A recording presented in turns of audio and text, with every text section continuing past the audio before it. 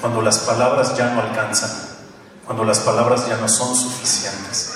Tu corazón y tu alma es lo que tiene que hablar. Y eso es la voz del shofar. La voz del shofar viene desde lo más profundo de nuestro ser. Introducimos aliento dentro de este shofar para que extraiga ese sonido.